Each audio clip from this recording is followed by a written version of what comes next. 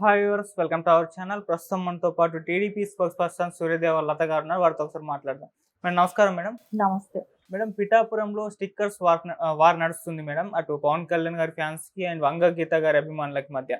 అటు పవన్ కళ్యాణ్ గారి ఫ్యాన్స్ వాళ్ళ వెహికల్స్ పైన పిఠాపురం ఎమ్మెల్యే గారి తాలూకా అని చెప్పేసి స్టిక్కర్ అతికించుకొని వాళ్ళు ఉంటున్నారు. వీటేమో డిప్యూటీ సీఎం గారి తాలూకా అని చెప్పేసి వీళ్ళు అతికించుకుంటున్నారు. మరి దీన్ని ఏ విధంగా చూడొచ్చు? మరి ఫైనల్ గా ఎవరి తాలూకా ఉండొచ్చు అంటారు మేడం? మనం అందరం అనుకున్నట్టే, ఎప్పుడు కూడా మాట్లాడుతున్నట్టే పవన్ కళ్యాణ్ గారే ఎమ్మెల్యేగా గెలిచే అవకాశాలు ఉన్నాయి. ఎందుకంటేను మనం వైఫల్యాలు ఖచ్చితంగా ఒకటి ఉంది. జగన్మోహన్ రెడ్డి వైఫల్యాలు అనేది ఇక్కడ కూటమితో కలిపిన తెలుగుదేశం ఒకటి ఉంది, పవన్ గారి ఇమేజ్ ఒకటి ఉంది. అంటే అక్కడ ఎక్కువ భాగం తెలుగుదేశం కేడర్ ఉన్నా, జనసేన కేడర్ ఉన్నా, బీజేపీ కేడర్ ఉన్నా కూడా స్వచ్ఛందంగా అందరూ కూడా పవన్ కళ్యాణ్ గారిని అభ్యర్థిగా గెలిపించుకోవాలనే ఒక ఆశ అయితే అందరికీ ఉంది.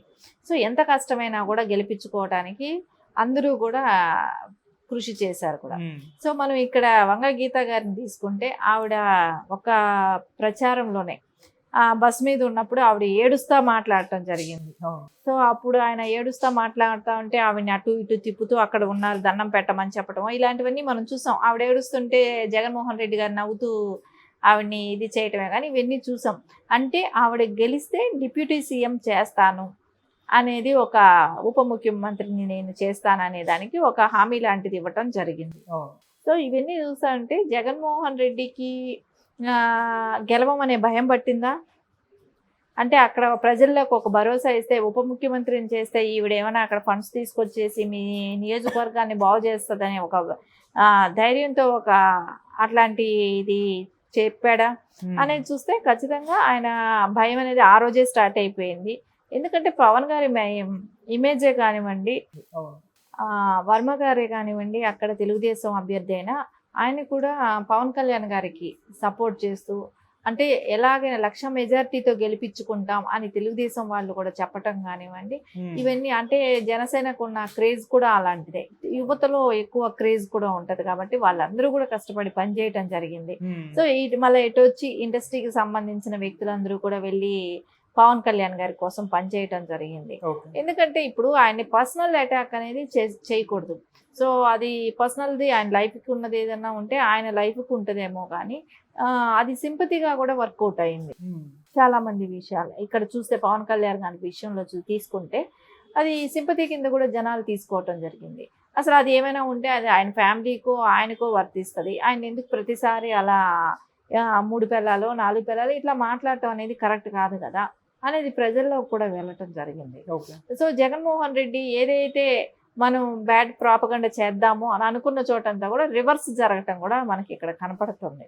సో ఎట్లాగైనా ఆయన ఓడించాలి అనే దానితోనే అక్కడ ఎక్కువ ఫండ్స్ కూడా రేస్ చేయటం, అక్కడ ఫండ్స్ పంపించడమే కానివ్వండి, అక్కడికి లిక్కర్ కూడా మందు కూడా పంపటమే కానివ్వండి, కొంతమంది అల్లరి మూకను కూడా అంటే రాయలసీమ ఫ్యాక్షన్ సంబంధించిన వాళ్ళందరినీ కూడా అక్కడికి తరలించడం జరిగింది. అంటే అక్కడ అంటే బ్లేడ్ బ్యాచ్ లాంటి వాళ్ళని కూడా దింపారు అనేది పవన్ కళ్యాణ్ గారు గతంలో చెప్పడం కూడా జరిగింది. వాళ్ళు ఆయన సెక్యూరిటీని కూడా గాయపరుస్తున్నారు అనేది కూడా చెప్పడం జరిగింది. అంటే ఏమైనా చేసి పవన్ కళ్యాణ్ గారిని ఓడించాలి అనేది ఒక ఎయిమ్గా లాగా పెట్టుకున్నట్టు కనపడుతుంది. కానీ అది ఎక్కడా సక్సెస్ అవ్వట్లేదు. అది అవ్వని తరుణంలో ఏం చేయాలి, ఏం మాట్లాడాలి అనేది ఒక ఆలోచన వచ్చినప్పుడు, సరే గీతా గారి కోసం ఒకసారి ఆయన ప్రచారానికి వెళ్ళటం జరిగింది. ఆ ప్రచారానికి వెళ్ళినప్పుడు చెప్పటం జరిగింది, నేను డిప్యూటీ సీఎం చేస్తాను అని. సో అది చెప్పటంతో వాళ్ళకేమో డిప్యూటీ సీఎం అని ఆవిడ చేసే అవకాశం ఉందని చెప్పేసి ఆవిడ అనుకుంటుంది. సరే ఆ గెలిచే ఆస్కారం లేనప్పుడు డిప్యూటీ సీఎం ఎట్లా అవుతుందిలేండి. ఖచ్చితంగా అయితే ఎమ్మెల్యేగా అయితే పవన్ కళ్యాణ్ గారు గెలిచే అవకాశం స్పష్టంగా అక్కడ కనపడుతుంది. ఓకే మేడం, డిప్యూటీ సీఎం గా చేస్తాను అని చెప్పేసి అనౌన్స్ చేస్తారు కదా, అదేమన్నా ప్రజలపైన ఇంపాక్ట్ చూపించే ఛాన్స్ ఉందా? అంటే డిప్యూటీ సీఎం చేస్తారు, మరి గెలిపించుకుందామన్న ఆలోచన ఏమన్నా వచ్చి ఛాన్స్ ఏమన్నా కనిపిస్తుంది? సరే డిప్యూటీ సీఎం గా చేసిన, ఒక ఎమ్మెల్యేగా చేసిన, ఎంతవరకు నియోజకవర్గానికి ఎంత ఫండ్స్ వస్తాయో అంత ఫండ్స్ వరకే వస్తాయి. కానీ ఆవిడ ఎక్సెస్ గా మినిస్టర్ గా ఉన్నప్పుడు ఆమె చేసింది ఏంటి? ఎంపీగా ఉన్నది చేసింది ఏంటి? అంటే ప్రత్యేకమైనవి అంటే ఒక స్టేట్లో మొత్తం జరగంది ఆవిడ ఉన్న నియోజకవర్గానికే కానివ్వండి, ఆవిడ ఒక పార్లమెంటరీ వ్యక్తిగా ఆవిడ ఎంపీగా పోటీ చేసిన ప్లేస్లలో కానివ్వండి, ఏం ప్రత్యేకత చేసింది? ఏమీ లేదు కదా. అది అందరికీ తెలుసు. ఇప్పుడు ఉప ముఖ్యమంత్రులందరూ ముగ్గురు నలుగురు ఉన్నారు. వాళ్ళ దగ్గర వాళ్ళ నియోజకవర్గాలు ఏమైనా అభివృద్ధి చెందాయా? అక్కడ ఏమైనా డిఫరెంట్గా జరిగిందా? ఏమీ లేదు కదా. సో మాత్రానికే ఎందుకు ప్రజలు నమ్ముతారో? కళ్ళబొల్లి మాటలు నమ్మే పరిస్థితి లేదు. ఖచ్చితంగా ఆవిడ చెప్పినా కూడా అది జగన్మోహన్ రెడ్డి ఎంత ప్రజల్లోకి తీసుకెళ్లాలనుకున్నా కూడా దాని మూలన ప్రజలకు వచ్చే లాభం ఏముంది? ఆవిడ ఉప ముఖ్యమంత్రి అంటే ఆవిడకి 2 కార్లు పెరుగుతాయేమో, సెక్యూరిటీ ఇస్తారేమో, సో ఆవిడకి ఒక ప్రోటోకాల్ ఉంటుందేమో. అంతకుమించి ప్రజలకు వచ్చేది ఏంటి? నువ్వు ప్రజలకు చేసింది ఏంటి ఇప్పటి వరకు 5 ఏళ్లుగా? దాని గురించి ఎవరైనా చర్చిస్తారు. సరే, ఆల్రెడీ ఉప ముఖ్యమంత్రులుగా ఉన్న వాళ్ళ జిల్లాలు ఏమైనా డెవలప్ అయ్యాయా? వాళ్ళ నియోజకవర్గాలు ఏమైనా డెవలప్ అయ్యాయి అనేది కూడా బేరీజ్ చేసుకుంటారు కదా. ఈవిడికి ఉప ముఖ్యమంత్రి ఇస్తానన్నారు, సో మాకేమిటి లాభం, మన నియోజకవర్గానికి ఏంటి లాభం అనేది కూడా వాళ్ళు బేరీజ్ చేసుకుంటారు. ఇచ్చిన ప్లేస్ ఏమైనా డెవలప్ అయ్యాయా అని చూసుకుంటారు. అది ఎక్కడ కనబడినప్పుడు దాని మూలన ఆయన చెప్పినప్పుడు దానికి వాల్యూవే లేనట్టే కనపడుతుంది. ఓకే. లాస్ట్ టైం కూడా మేడం మంగళగిరిలో గెలిచిన ఆళ్ల రామకృష్ణారెడ్డికి మంత్రి పదవిని ఇస్తాను అని చెప్పేసి అంతకుముందు అనౌన్స్ చేశారు, కానీ చివరికి ఇవ్వలేదు. మరి అటువంటి పరిస్థితి మళ్ళీ ఇక్కడ రావచ్చు అంటారా? ఆళ్ల రామకృష్ణారెడ్డికి మంగళగిరిలో ఓకే లోకేష్ గారి మీద గెలిస్తే నా పక్కన పెట్టుకుంటాను అని చెప్పేసి అనౌన్స్ చేశారు. ఆయన గెలిచారు, కాకపోతే ఇవ్వలేదు మంత్రి పదవి. అంతే కదా. ఇప్పుడు చెప్పిన చోట ఇవ్వలేదు. ఆయన మళ్ళా పార్టీని వదిలేసి షర్మిల గారి దగ్గరికి వెళ్ళాడు. సో అక్కడ జాయిన్ అయ్యాడు. మళ్ళా వచ్చి మళ్ళా వైసీపీలోనే జాయిన్ అయ్యాడు. ఆయనకి సీటు కూడా ఇవ్వలేదు. వీటినన్నిటిని చూస్తే అందరికీ అర్థమవుతుంది కదా, ఎక్కడ కూడా ఆయన చెప్పింది చేయడు. సో ఆయన అవసరం కోసం ఆ రోజుటికి వాడుకుంటాడు. తర్వాత మళ్ళీ దాని వాళ్ళ గురించి పట్టించుకోడు.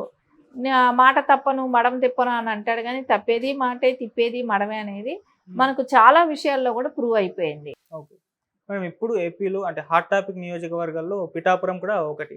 అక్కడ కూడా పవన్ కళ్యాణ్ గారి మీద భారీ బెట్టింగ్స్ జరుగుతున్నాయని చెప్పేసి మనం వార్తలు వింటున్నాం. మరి అది కూడా ఒక సైన్ అనుకోవచ్చా పవన్ కళ్యాణ్ గారి విజయానికి? ఖచ్చితంగా పవన్ కళ్యాణ్ గారు గెలుస్తారు అనే దానికి బెట్టింగ్స్ ఎక్కువ జరుగుతున్నాయి. సో అది అక్కడ ఉన్న ప్రజలకి అర్థమవుతుంది కదా, ఎవరు గెలుస్తారు, ఎవరికి పోల్ మేనేజ్మెంట్ బాగా జరిగింది, ఎవరికి గెలిచే అవకాశాలు ఉన్నాయి అనేది అక్కడ ఎవరైతే పర్యవేక్షించారో, ఎవరైతే అక్కడ తిరిగారో వాళ్ళకందరికీ కూడా అవకాశం తెలుస్తుంది. ఆ నియోజకవర్గ ప్రజలకందరికీ కూడా ఒక ఐడియా ఉంటుంది.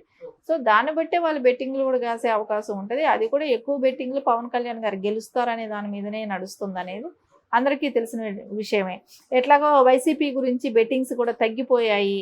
ఇప్పుడు ఏంటంటే ఆ గెలిచే దానిలో సో పక్క గెలుపు అనేది వన్ సైడ్ అనేది డిసైడ్ అయిపోయింది. పవన్ గారు గెలుస్తారు, కానీ మెజారిటీ ఎంత వస్తుంది అనే దాని మీదే అక్కడ బెట్టింగ్లు జరుగుతున్నాయి. సో ఖచ్చితంగా పవన్ కళ్యాణ్ గారు మంచి మెజారిటీతో గెలిచే అవకాశం ఉంది. Okay madam, thank you so much. Thank you.